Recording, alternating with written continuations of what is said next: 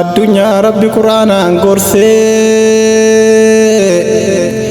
seera bareedaa Quraanaa labsee yaa ilma namaa Rabbi nu obsee yakka keenya hedduu nu dhossee addunyaa Rabbi Quraanaan gorsee seera bareedaa Quraanaa labsee Rabbiin ni gaafata warra labsii cabsee akkasuma warra labsii dabsee addunyaa Rabbi Quraanaan ibsee waan tokkoon hambifnee bayaansee Quraana nuu kenne nu milkeessee Rabbiin hundaa yaamee gariin dheessee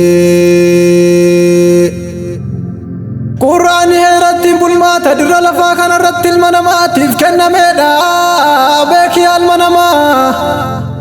madda beekumsa gahaa dhalli namaa gaafii jireenyaatiif deebii isaa irraa argatuudha kottu yaa ilma namaa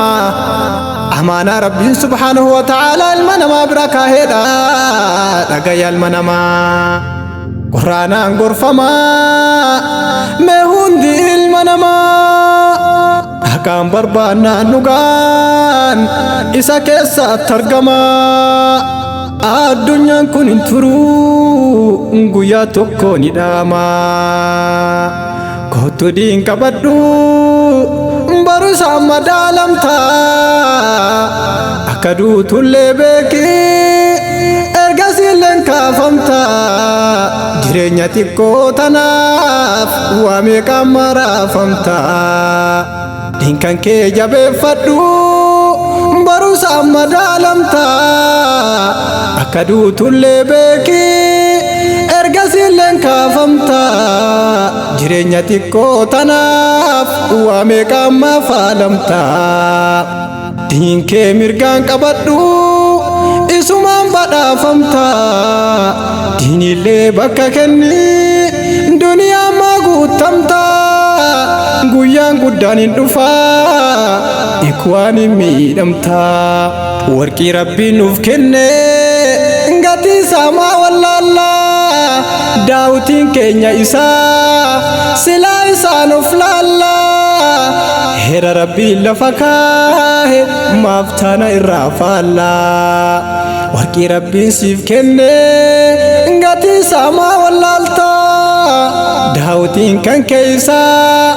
silaa isaan of laaltaa kenna Rabbiin siif kenne maaliif irraa fagaattaa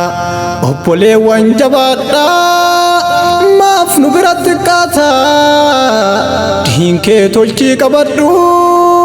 baru isaan najaabataa kitaaba kee qabattee dalaggaa keetiin kaataa lakkaa guyyaan hin dhufaa abbaa filmuu walgataa maal akka hojjataa turan Rabbiin nama gaafataa har'a kayrii hojjannaa deebiin nama salphataa yoo hojii gaarii hin qabne boru ilmi namaa hin deegaa ni'imaa Rabbiin nuuf kenne lakka himee meeqaa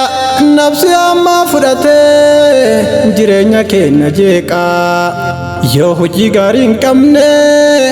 boru ilmi namaa hin deegaa ni'imaa Rabbiin nuu kenne